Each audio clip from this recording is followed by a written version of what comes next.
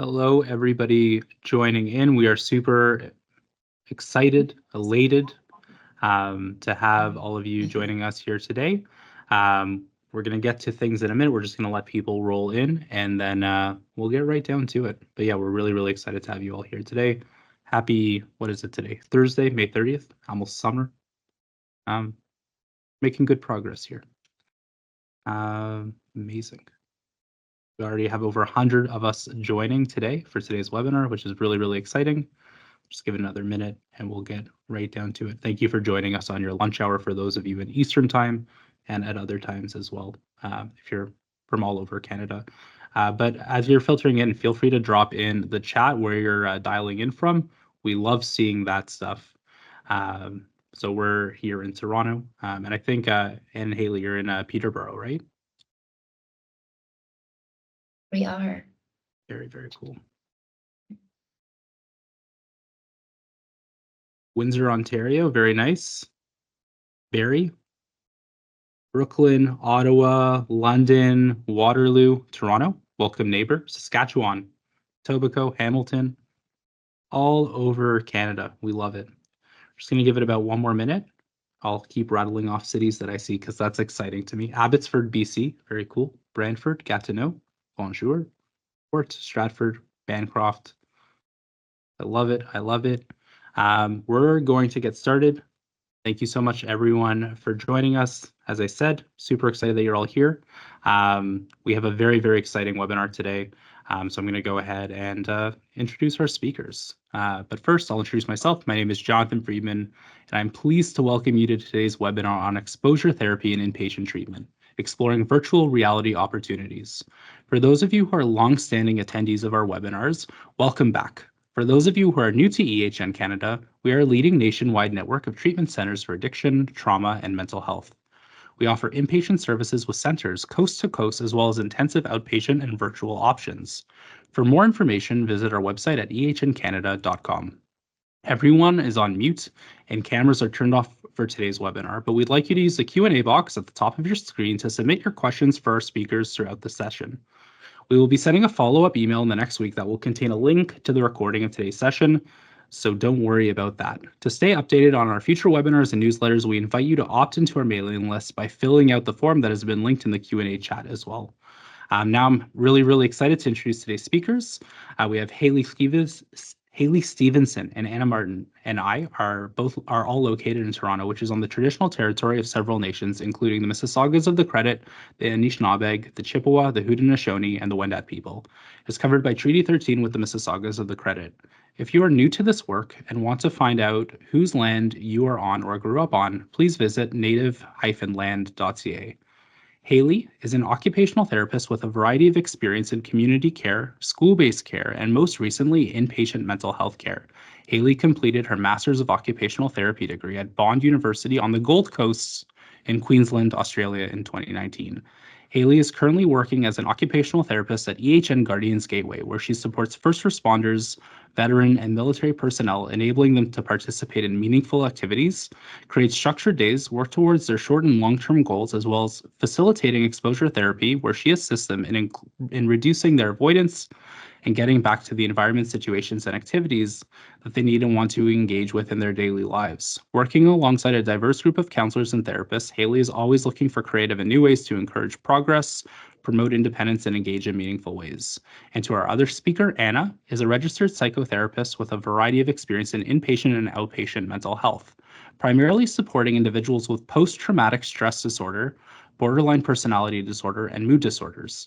Anna is the clinical manager at EHN Guardians Gateway, supporting the wellness team and therapists who support first responders, healthcare workers, veteran, and military personnel.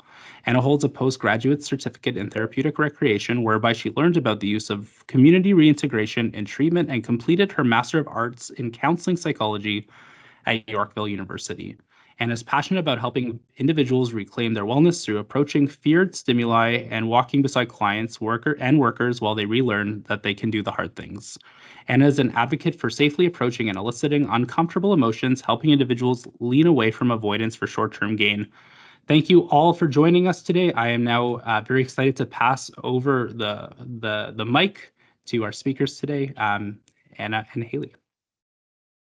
Wonderful. Thank you, Jonathan. So like Jonathan said, we are going to talk to you guys today about exposure therapy, and we're going to sort of spotlight some opportunities to incorporate virtual reality as well. So I am Haley, and this is Anna next to me here. Hello. So I'm just going to kind of briefly go over the outline of what we were hoping to capture today. So starting more primarily from the beginning, like what is exposure therapy, just chatting a little bit about avoidance, the avoidance cycle, understanding where it comes up for the various clients that we work with.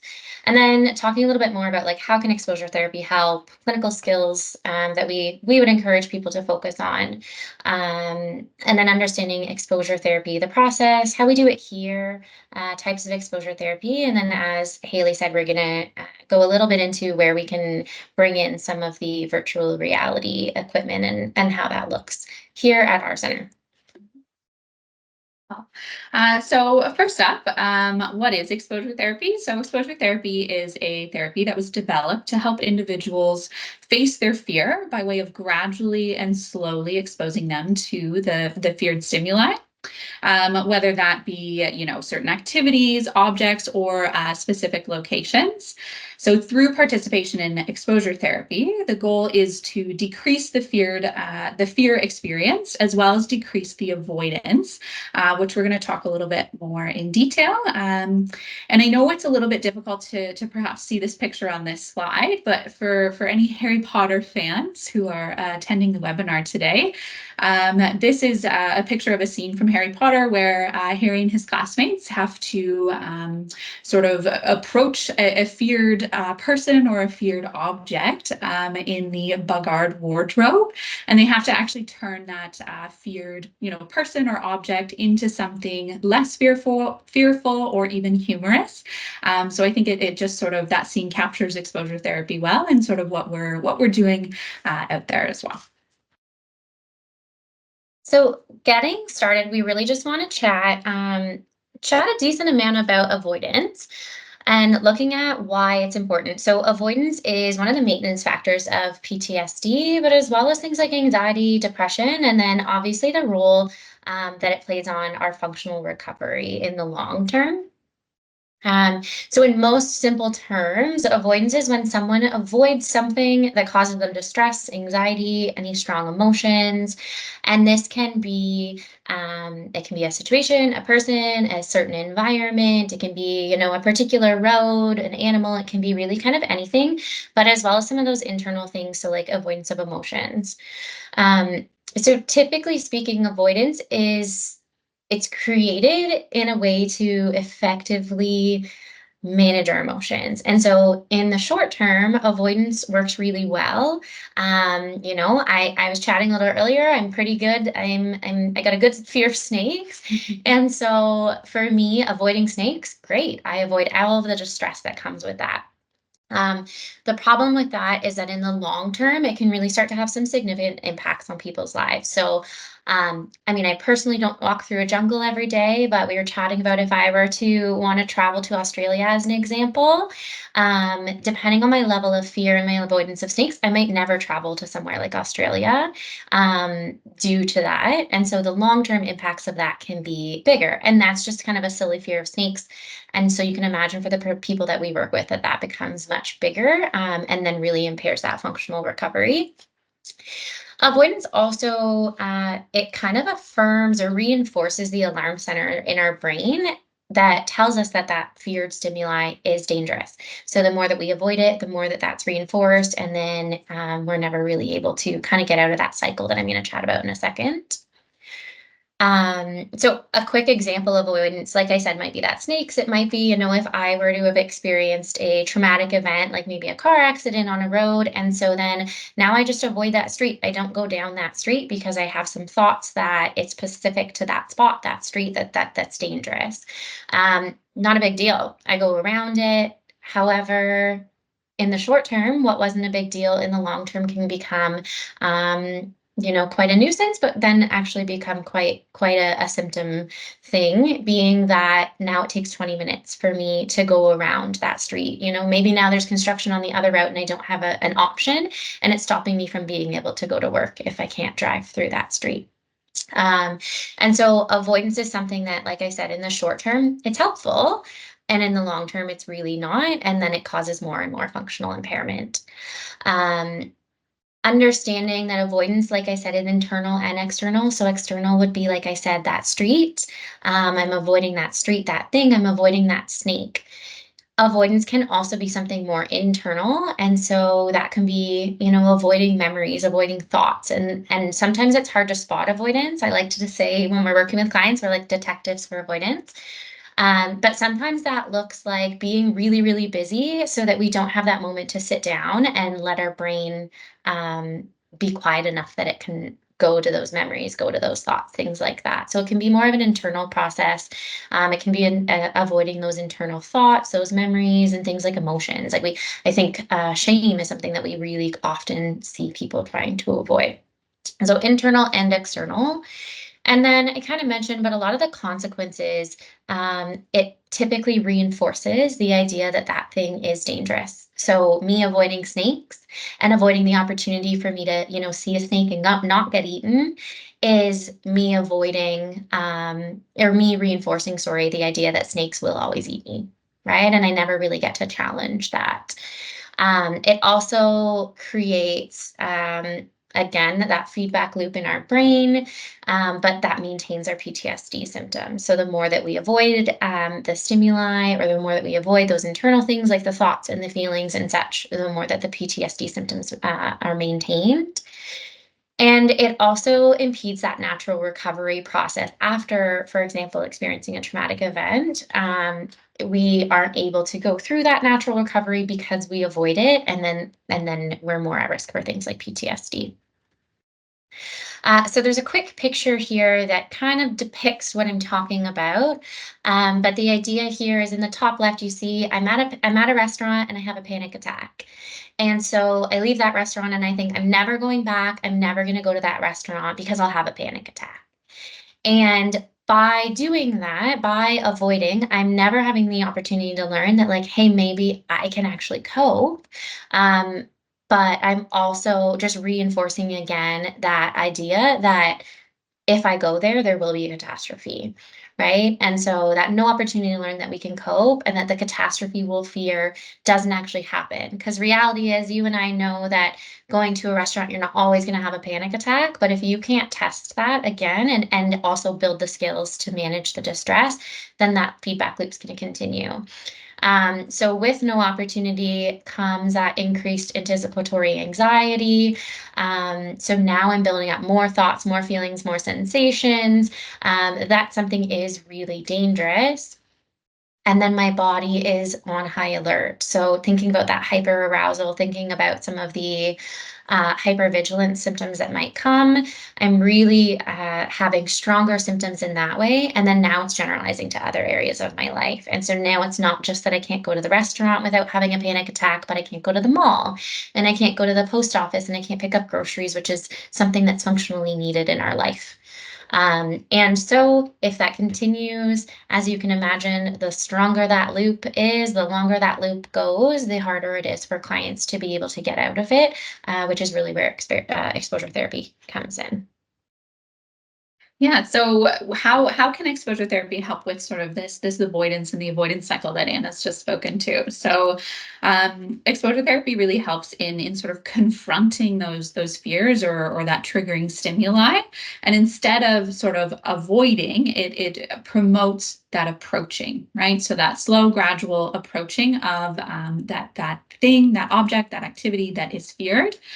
And this allows clients to be able to re-engage in their meaningful activities, right? Like maybe that avoidance is keeping them from, an activity that's really important to them and meaningful to them. And so exposure therapy can really help with that process as well. Exposure therapy can help reduce the impact of trauma and anxiety related symptoms on those daily occupations. Even just if you think about going to the grocery store or, picking the kids up from school, whatever it might be, those things that we need to do rather than the things that we want to do, exposure therapy can really help with those as well. It helps build coping skills. So one thing that I really, really like about exposure therapy is that we're sort of, taking clients out and giving them a beautiful opportunity to actually test the skills, the strategies that we teach them in our sessions, and we actually get to see, okay, does that work? Does those deep breaths, did that work when you were, distressed in that moment? So it provides a really beautiful opportunity to sort of test those things out. It can support return to work planning, depending on what that looks like for the client. If they've been avoiding something that's related to the return to work, or that avoidance is creating a barrier to returning to work, exposure therapy can help sort of facilitate that process.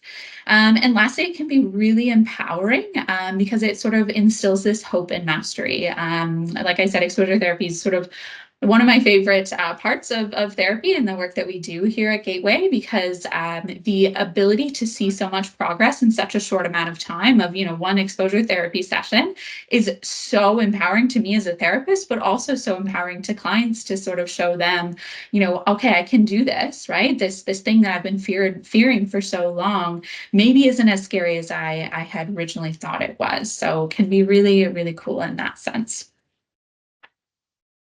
So we want to chat a little bit about what are the clinical skills that are required from the clinician side of things. But then, of course, what does that look like for the client? So the first thing to chat about is motivational interviewing. Exposures are hard, especially the longer that they've been in that avoidance cycle. Breaking out of that, I think we can all think of some area in our life where that's really, really difficult. And so the motivational interviewing is really helping clients to understand, like, why are they doing this? Why is it thinking about that functional recovery standpoint or the functional impacts? Like, why is it that approaching this thing that I've been avoiding and that my brain is telling me is so dangerous and I shouldn't do? Why is that worth it? And so some of those motivational interviewing opportunities, some of them kind of, getting really steady in their why, and why is it that I'm going to walk out with this therapist and do that thing that I've been trying not to do for years.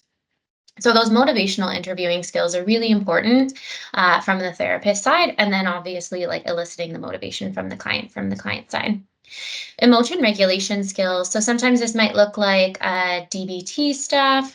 And so we're perhaps looking at, how do they manage not only before, because the anticipatory anxiety, as I said, is huge. Sometimes I say almost oftentimes, as the anticipatory anxiety is actually stronger than the elicited response during a session or during the time that they're approaching the stimuli. So noticing emotions before, during, and after. So actually just even having the emotional intelligence or that ability to recognize the emotions, the sensations, the thoughts and things that are coming up. But then being able to manage and understand those things. And so like Haley said, sometimes it's, hey, we've been learning this great, distress tolerance skill in session, and let's actually put this in practice and see how it works. But with me actually walking alongside of you and doing that, which of course builds that therapeutic rapport, but being able to kind of walk alongside and see this does or doesn't work and how do we adapt it for our clients. Or for the workers. So the emotion regulation skills on the side of the clinician, but then also for the client themselves. So those can be any of our mindfulness skills, some somatic processing skills, some of our distress tolerance skills, various things. And we really create, and we'll talk about this, but this is a huge part of the process of planning for these exposures, is creating an individualized emotion regulation kind of kit for the clients for them to go through this. The other thing that's really important is to be able to use some of the things and to speak to our environment here. I mean, it's an intensive treatment, so they're experiencing trauma processing things at the same time, but being able to use some of those skills that they're learning. So those CBT or CPT skills, it doesn't have to be those if that's not how you practice, but essentially being able to challenge the negative thoughts, challenge the stuck points or the thought distortions, the cognitive things that are coming up. So if I'm the client and I'm saying, like, that snake is going to eat me, and being able to use some of those skills in the moment that I've been learning to combat that, to be like, oh, maybe we have some catastrophizing here, and practicing naming that and working through that. So those CBT and those CPT skills are also really important. And that can look like some Socratic dialogue from the CPT side. And like I said, like maybe working through some of those thought distortions from the CBT side. So I just wanted to give like a little bit of a glance of what exposure therapy and the process looks like. We're going to be going into this in more detail of sort of how we apply this process here at Gateway.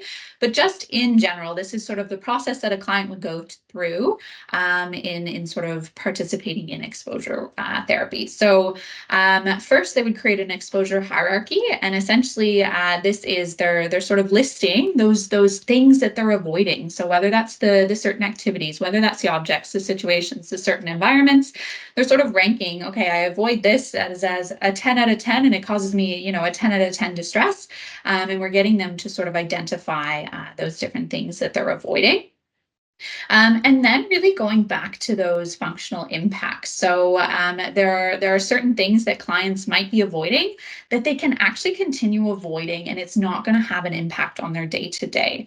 So for example, I've used this example prior with clients. Say I used to work in Sudbury, and I went to a really bad call on a really specific street in Sudbury. But now I don't live in Sudbury anymore, and I don't have any family in Sudbury. I actually have no reason to go back to that, that city or that specific street. And so sort of looking at the functional impacts on that and looking at how that's impacting my day-to-day, it's not really. Like if I continue to avoid that, that's not going to impact my day-to-day. So that would be sort of something that I'm looking for when I review somebody's hierarchy, to say like, okay, how is this actually impacting on your day-to-day? And which of these items have you identified on your hierarchy are actually having the most impact? So always bringing it back to that functional impact is just really important to sort of promote that success with clients, because we want to be addressing the thing that's keeping them from doing all the things that they need and want to do. Next is all about setting realistic goals. For us here at Gateway, we only see our clients for about 7 to 9 weeks. So we've only got a few exposure therapy sessions that we're able to work with clients on these different things that they are avoiding. And so setting some really, realistic expectations for what that exposure therapy work looks like is also important. And then once we've identified, the items on their hierarchy that they want to work on, we are then breaking them down further, because one of the most important things about exposure therapy is that we're going slow and gradual in order to approach and not sort of overwhelm or overstimulate ourselves. So really, really breaking it down and ensuring that we're taking nice small steps as we approach that feared stimuli. Next, we go out and we do the exposure therapy. And then following that, there's a debrief, how did that go? What went well? What didn't go so well? And often looking at those coping skills that Anna spoke to, sort of in that coping kit that we get clients to develop, right? Which skills worked really well? Which ones were we surprised worked well? And which ones didn't work so well and we thought they were going to work great? So really having that debrief, and then looking at, okay, how do we move forward from here? So do we need to turn the volume up? Do we need to turn the volume down on sort of that approaching and gradual method? So with that, we kind of want to go through a little bit of, we're going to talk about 4 different types of exposure therapy. And so historically, research has supported that the most effective type of therapy is in vivo, which is like actually going out and experiencing it. More recently, I mean, as we're sitting on technology right now and technology has come up, research has been conducted that actually says that VR, or virtual reality, which I'm going to speak to in a second, is actually seen to have no difference in the impact or in the effect when looking at things like social anxiety. And so an individual can do a virtual reality session and they're getting the same benefit as if they were to do an in vivo or an in-person session. So if I back myself up a little bit, no matter what, it's helpful. We're just seeing that the gains are faster with that in vivo or with that virtual reality. But if I go over to the left, so there's that imaginal exposure therapy. So this is if you imagine a client sitting in a chair and they're vividly picturing and imagining the feared stimuli, situation, environment, activity, that kind of thing. So you're having them recall, perhaps multiple times or not, but you're having them recall the traumatic experience, essentially to reduce the feelings of fear. Again, everything about virtual or about exposure therapy, pardon me, is approaching, right? Rather than avoiding. So you're having them imaginally in their head, in the office, approaching that. Interoception exposure therapy. So now we're looking at those physical sensations. And so let's say in my example, that little loop, I have a fear of having a panic attack. We break that down, as Haley said. What does that actually look like? Like, what are you fearful of in that panic attack? And it's, I'm having a panic attack and my heart is racing and so now I'm in danger. And so the interoception might look like having someone run on the spot or do some jumping jacks, something that's actually going to get their heart rate up and not avoid getting their heart rate up. And so then we can see like, oh, I got my heart rate up and it wasn't dangerous, right? That sensation wasn't dangerous. So the interoception is more that somatic, more that sensation-based exposure therapy. Virtual reality, I was just introduced to this to myself, and it's super cool, if I can say.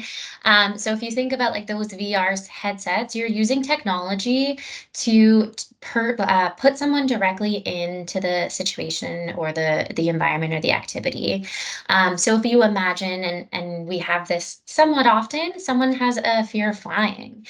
I can't magically put them in a plane and make that an in vivo exposure. However, I can use the VR, that technology, to replicate that. And so you can replicate the sounds, you can replicate the imaging, and it's as if they're sitting right in that plane. And you can even, so there's the sounds, you can bring other things in, so you can bring things like smell in, all of those things. But you're essentially just using the technology, that virtual reality technology that we're going to speak to in a bit, to put that person in the exposure or in the feared thing that they're avoiding. And then lastly, in vivo, so that is actively in real life going out. So if someone has a fear of crowds and I bring them to, a festival or a grocery store or Costco, and you're literally in the middle, in person, in that fear. So again, another method that is approaching the feared stimulus, which is what all of them are, but you're actually doing it yourself in real time and it's happening. Okay. So with that being said, as you kind of heard from the intro, Haley and I both work at EHN Guardians Gateway. And so we're going to talk a little bit and switch gears, just chatting about like, what does it actually look like here? How do we put it into practice? And then maybe that can help with some others on how that you might be able to put it into practice and what it could look like. But to back up for those who don't know, so Gateway, we serve all, so personal support personnel or first responders, and we have a pretty broad definition of that. So border services personnel, firefighters, corrections officers, police officers, etc. We serve active military members, veteran, so from Canadian Armed Forces or Veterans Affairs, as well as our like frontline healthcare workers. So everyone that we're supporting, we're professionals supporting professionals in this environment. Our team, so we have a very highly skilled multidisciplinary team here. So there's folks like Haley, an occupational therapist, myself, a registered psychotherapist, social workers. We have a nurse practitioner, doctor, physician, nurses, recreation therapist, which you'll see in a second can be involved here. Our addictions counselors, wellness practitioners, spiritual leaders, executive chefs. So we have a really big, wide team here that's all supporting our clients, which you can imagine is important because the exposure session doesn't just end when they leave their therapist and session is done. They're still sitting in some of those things and still kind of having some supports to be able to continue that debriefing after they finish the therapy session is important. And so we have that multidisciplinary kind of wraparound team here, which we're so fortunate to have. Speaking to how we do exposures here, so Haley kind of mentioned all of our folks here are on a 7 or a 9 week program. So our 7-week program is TPIP, or our traumatic trauma and psychological injury program. And then our concurrent trauma and addictions program, CTAP, is our 9-week program. And so we have the beautiful opportunity that, again, there's that wraparound approach. We're seeing folks in CPT sessions. We're seeing folks in some of our psychoeducation skill building sessions. And then we have exposure therapy. And so exposure therapy is optional at Gateway, but it's often really, really strongly encouraged, as we've talked about, really trying to help motivate those clients to approach the avoided stimuli. So what it looks like here is in their 2nd week of treatment. So no matter if they're TPIP or CTAP, so that 7 or 9 week program, our clients and workers are all in a group psychoeducation group called exposure therapy, or intro to exposures. And so in that, some of the things that we presented you are provided to them for education. We talk about things like the window tolerance, hyper and hypoarousal. So we're really just giving that education and presenting the idea that this is something possible to them. Then what's happening is the exposure team, which is all of our primary clinicians, as well as our rec therapist or recreation therapist, they meet and go over the exposure hierarchy that's presented and created in those in that group. And so within that, we as a team get to decide, like, hey, is there actually any functional impairment to this? Again, is that person going to go back to Sudbury to that road, or does it not make sense? Is there avoidance showing up? And so I, maybe as the trauma clinician might have a little bit more information about some of the traumas that aren't being presented on this exposure hierarchy. So we're able to have that wraparound approach to really kind of work with the clients with their avoidance and make sure that we're doing it justice and providing like the appropriate intervention. So then from there, we do a planning session, which I'm going to show you an exposure hierarchy in a second, but we do our planning session. That's where we chat about, we use the subjective units of distress, or the SET scale. So chatting about what does it look like for you? What does it look like for me from an observer standpoint when you're in distress? And what are the skills that we're going to use? What are the things we're going to try? What are the cognitive strategies that we can put in place here? Going to do some of those exposure sessions, typically in our environment, because it's such a brief time. It's about 1 to 4 sessions, and then that debriefing, future planning, and the treatment recommendations for when our folks discharge.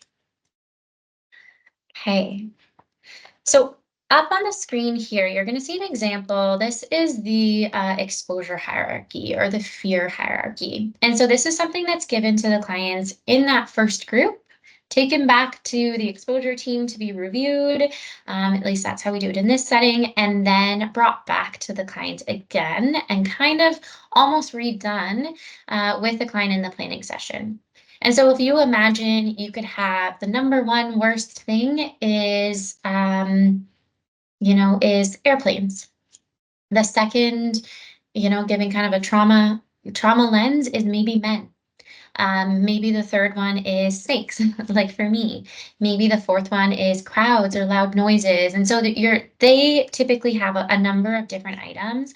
And then that level of avoidance, how much are they avoiding, right? How much, thinking about that PCL score, like how much are they going out of their way to make sure that they don't come into contact with whatever this is, whatever the stimuli is? And what's the level of distress that it's causing? But then we're breaking it down to, and what's the functional impairment, right? What does this mean for your life? Are you trying to go back to work and this is something that you're going to be experiencing? Then that's something probably really high up in importance, right?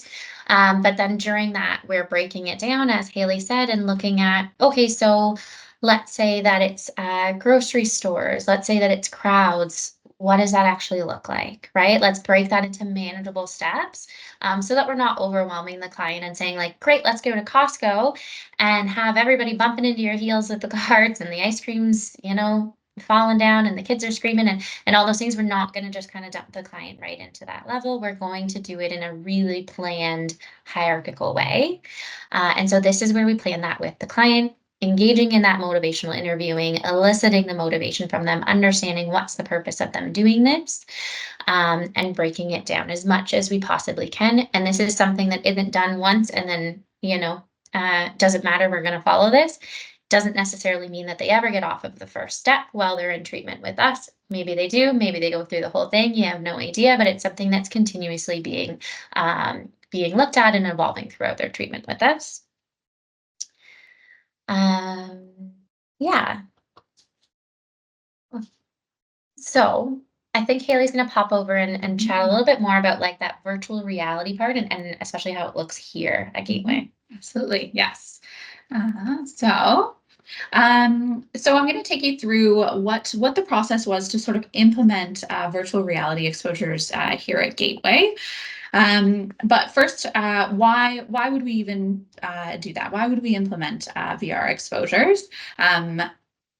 VR is much more easily controlled. If you think about going out into the community, the public are out there. The public are going to do what the public are going to do. We don't have any control over sort of what other people do when we're out in the community.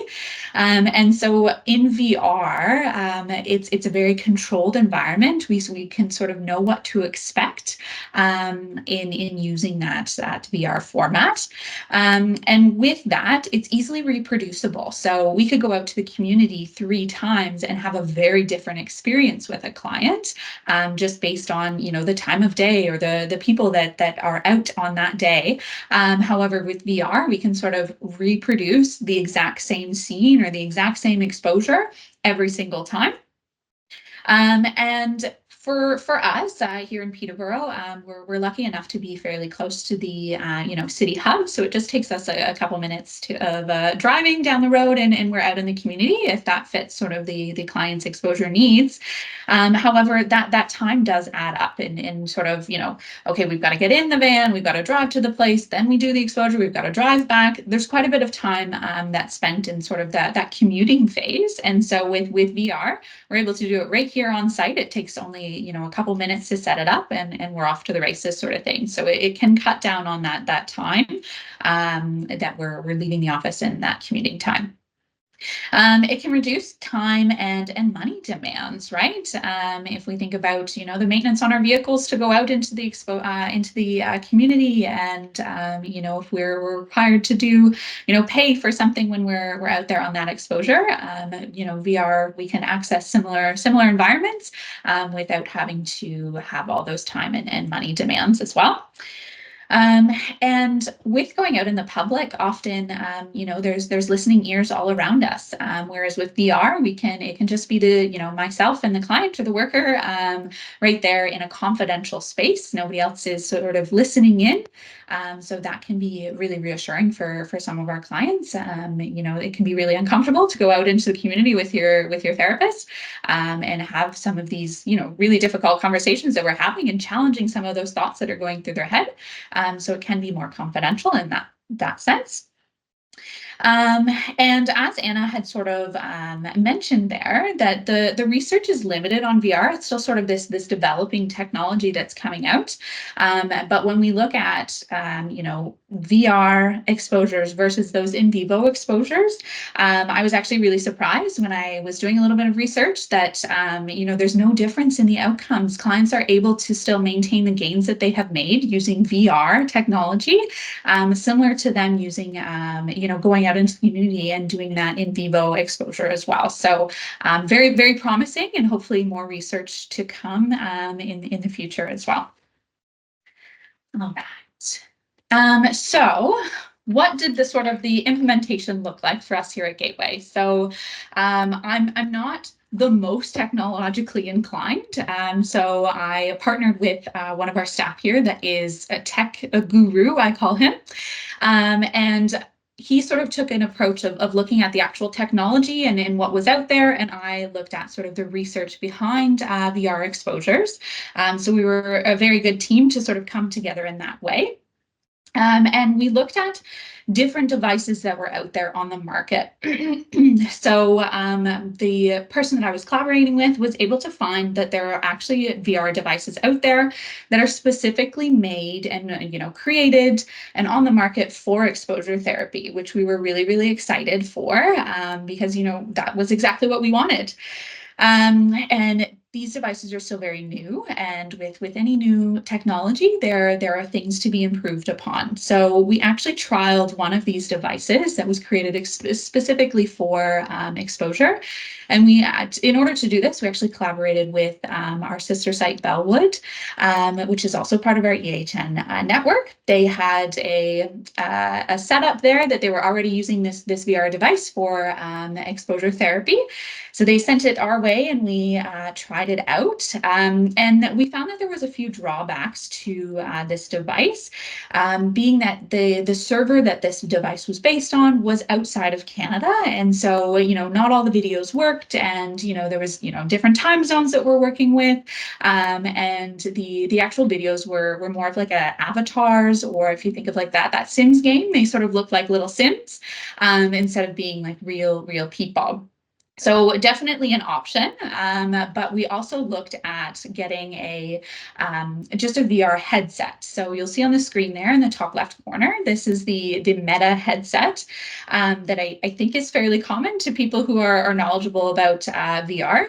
And so this is a headset that we thought, okay, what's another alternative? Could we just look at using YouTube videos for VR exposure? So we were able to sort of say like, okay, maybe this is a better fit for our center here, because we were able to sort of find so many videos of the different types of exposures that we've had here at Gateway using 360 YouTube videos. They have to be that 360 so that the client's able to put the goggles on and able to see all around them in every way. And so that is what we ended up going with. This comes with its own drawbacks because we're limited to what other people put out on YouTube in that 360 format.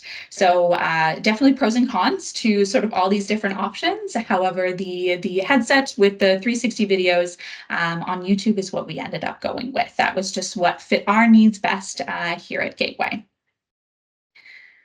All right, so in order to sort of bring this to the team, we sort of took an implementation process where myself and the person I was collaborating with, we created a step-by-step guide for therapists looking at, okay, what is exactly what you need to know to be able to have a session with a client using the VR for exposures. So we created that guide, and then we sort of held a team meeting and we got to try out the VR headset, which was actually quite fun. We got to sort of play around with it, see what the clients would see, try on the headsets, and do all those fun things, which was really encouraging, really good for buy-in on the therapist side of things, to sort of have a play with that and understand it fully as well. And then we began sort of collecting a number of different videos that would work for our clients and sort of the needs that we had seen before. We sort of collected and made like a special VR video catalog on our YouTube, and we're able to collect them from there. All right, beautiful. So in order to sort of show you what this would look like, I thought we could do a little bit of an example. So I'm going to use an example of a client's exposure hierarchy that I've worked with in the past. I've completely de-identified this client. And so this client's name is Andrew. And so Andrew is a police officer. He's Indigenous, and so hunting and for him was very, very important for him and his culture and his family. He had childhood trauma and trauma throughout his career. He was very hypervigilant when he went out into his community, and there was quite a bit of tension between him and his family members and his community around sort of this avoidance that was starting to happen around his hunting. So you'll see on his hierarchy there, the number one thing that he put up there was leaving the house, the smell of fall, the smell of fuel, and just people in general. So he's sort of rated the level of avoidance as well as his level of distress. And so when I met with him in our planning meeting, we were able to sort of discuss, okay, what are the functional day-to-day impacts that these items that you're avoiding having on your everyday life? And when he sort of was speaking about that tension that is being created between him and his family and his community around sort of not going out hunting, which you'll notice that hunting actually wasn't on his hierarchy. The smell of leaves was, and simply leaving the house was, right? So this is where, you know, our investigation hat is on to go, okay, wait a second, you're not actually going hunting, which is a very meaningful, very functional, you know, part of his daily living. And so he chose to focus on that smell of fall and being able to leave the house during that fall season. And we sort of broke this down into more manageable steps.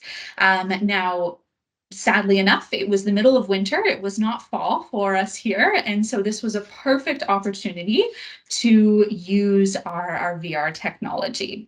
And so through the plan that we had made, we were able to, the first exposure, we were using more of a, you know, a bit of an imaginal exposure combined with an in vivo exposure, where we were looking at, we were touching, and we were smelling dried leaves. So lucky enough, I had a colleague that just had some leaves under her deck that she could access in the middle of winter. So I was lucky in that way. Our second exposure, we incorporated the VR headset. And so we went on a virtual, you know, fall walk where there was fall leaves all around, and sort of, you know, managing the stress that came up around that.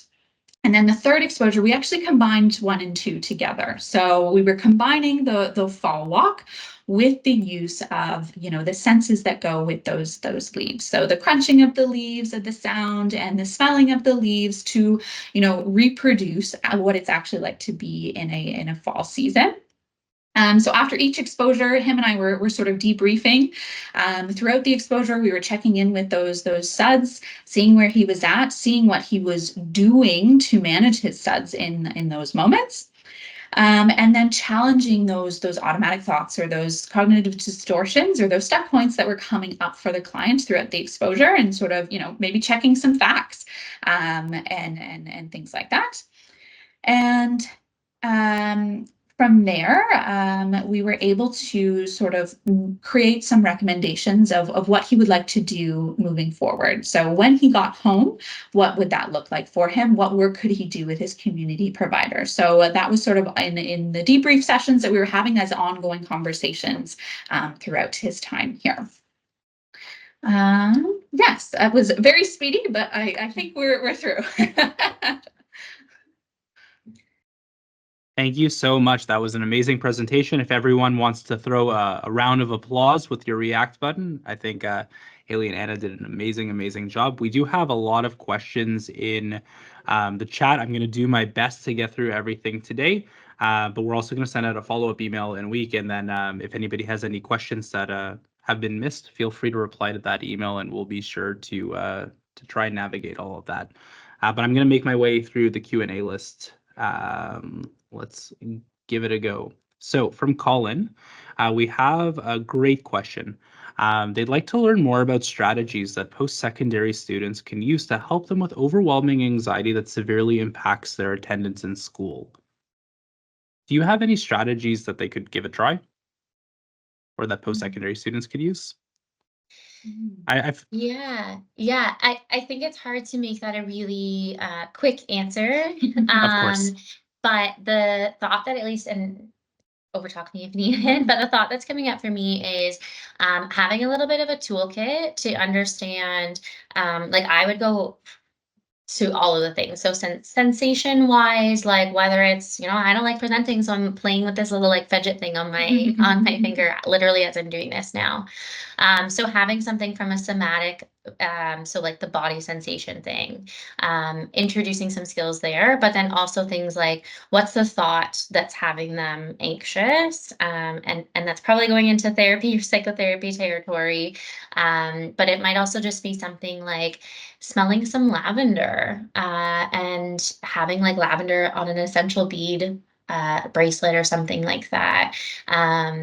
Having something that on their binder that they scratch. So it's really just like being able to, I would take a somatic approach likely, because it would be the quickest things that you can put in place to help with that anxiety. But being able to just kind of manage some of the distress that's coming out from a like from their body perspective. And then of course, more from like an emotional perspective, I think going down the lines of connecting those folks with a therapist if they aren't already, to learn some of those distress tolerance skills. Yeah. And I would say from like an exposure therapy lens, right? Like really looking at, okay, it's distressful to go to class. Are we avoiding any part of that? And what part of going to class is actually causing the anxiety, and being able to sort of break that down, sort of at a, exposure perspective from there. Exactly. Yeah.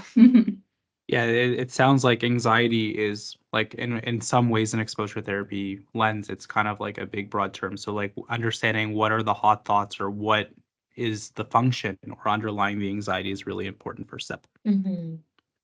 Awesome. We have a great question from Kathleen, so we'll go ahead and give it a go. How do you implement a VR protocol? So I think that can be at an individual level. So like at what point in somebody's treatment are you looking to implement VR, but also probably through a company lens as well, or an organizational lens? So speaking sort of like with a client, this is something that we discuss with our clinical team here and our exposure team is, VR is not for everybody. And so really having, that rapport and those conversations with the client is going to be really important beforehand. VR is not great for people who have motion sickness. It can actually bring up a lot of motion sickness for our clients. And so often what I say is try a neutral video, right? And something that's not super distressing, something that's not, related to their exposure hierarchy at all, and just see how they do with the VR itself. And then if they do okay with that, then, proceeding on to those exposure-based videos. However, if, they get really sick, they can't even put the headset on, which I've seen before, that's where you go back to your planning and you go, okay, that didn't work. What can we do instead? And from a company side of things, I myself and the member that we worked really closely with our management team to just sort of see what was possible, right? From like a budget wise, from, purchasing wise, from a, confidentiality side of things too. That was a concern. If there was any client information in any of these devices, that was sort of something that we were looking at as well. So it's sort of just working within the environment that you have and the resources that you have as well. So like one size doesn't fit all. It's really important to plan, to try things, see what works, what doesn't work. And sometimes we have to go back to that planning stage. Absolutely. Yeah. Amazing. From Kylie, we're wondering if there are, any websites, any directories, any tools that we can access to see resources in each province where virtual reality exposure therapy is offered by certain clinics or clinicians. So is there a way to like see if certain clinics are offering that virtual therapy treatment, or is it still kind of very, very new?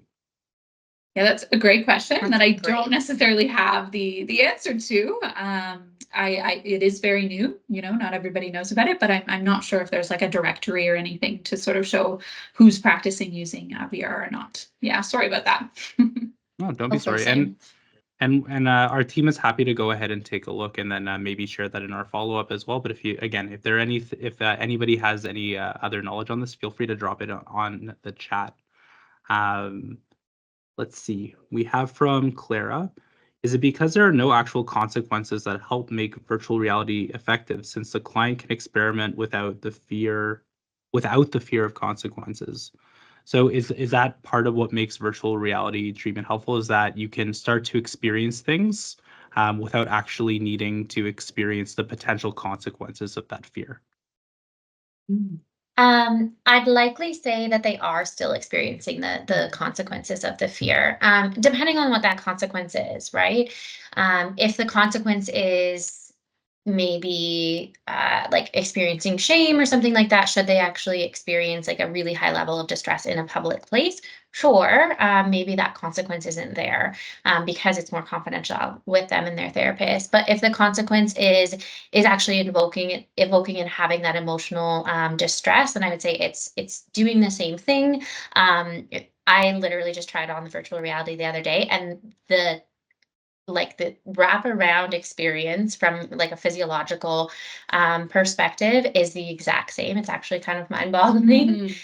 So I'd say they do actually experience the consequences more from a psychological perspective. Yeah, absolutely. I was just going to say a similar thing, like the example that I used there of the gentleman that I was working with the leaves in the fall. It was very real to him. He, the first time we did it, we sort of had an opportunity to go on that walk, that virtual reality walk, several times throughout the exposure, like in one exposure session. And the first time that he did it, he had all those physiological symptoms. He was bawling his eyes out because it was so real for him. And so just because it's VR doesn't necessarily mean that it won't elicit that similar response as if we were actually going out and doing it. Awesome. Thank you for sharing all that, and great questions, everybody. Here's another one. We're gonna keep going. Are you both good with it? Yeah. Keep going. Awesome. Have you heard or have we had success with virtual reality therapy for eating disorders? So I actually took a training where through my occupational therapy college. I have never done this before, exposure for eating disorders. However, there was the presenter in the training was sort of speaking to that and speaking that she had quite a bit of success with that and in sort of exploring some of those, avoided foods and the foods that are restricted and sort of using that those similar concepts of that gradual and slow, approaching rather than avoiding to some of those foods that were being avoided. So I personally haven't done it, but I know that clinicians do it. Awesome. We have a case study. Deb had a client who was struggling with OCD and hand washing. And how do you approach exposure with somebody who has maybe those compulsions, but you want to work with them to engage in recreational projects using things like clay or things with dirt? I'm sure. So the first thought that I had is I would probably break that down really, really specifically. And so obviously there's the compulsion side of it, but what is it eliciting in the client, right? And what is it, and what's their level of distress tolerance with what it elicits? So if it's eliciting like significant panic, like rapid breathing, let's say, then you would be using the VR to try to elicit that as well, or other forms of exposure therapy to be able to build their confidence in being able to manage that. So that rapid breathing. So really, really breaking it down, like as significantly broken down as you possibly can. That's not good English, but as much as you can, breaking that down so that you can understand from all aspects, like what are the thoughts that are going through their head, right? So from an OCD lens, like what is the danger that's happening, and breaking it down and being able to work through from a cognitive skills perspective, well, having approach the hand washing or approach the not hand washing and that kind of thing, if that makes sense. So I would be trying to look at it from a symptom perspective of what's going on for them, like from the thoughts, right? Like what is it dangerous? Like what's the motivating factor of the OCD there? And then also looking at it from like physiologically, what's happening in their body, emotionally, what are they experiencing, sensations. So breaking it down almost like symptom by symptom, and then pairing some of the VR with each of those symptoms and the associated skills that would match. To be able to, I presume if you want to, or I assume if you want to do like clay work and things like that, then the client needs to have their hands dirty. And so it's being able to get them to that spot where they're able to have, to tolerate the distress that comes with their hands being dirty. If that makes sense. Yeah. Well said. Thanks. Amazing. I think we have time for one more question, and I think this one's pertinent. So what if you have a fear of snakes, but don't care if you never go to the desert? Do you still suggest going through exposure? Personally, I would say it depends. In my life here in Peterborough, there's still snakes. I know that they're not venomous. I know they're not going to kill me, and they are still absolutely terrifying to me. And so for me, like, I guess from a personal perspective, I have a young daughter and we go on hikes, right? We're not going to go to the desert, but we're going to see a gardener snake. And I from a personal perspective, would really like not to pass that unrealistic fear onto her. So for me, I am kind of like slowly in a not real therapeutic way, but like introducing myself to snakes.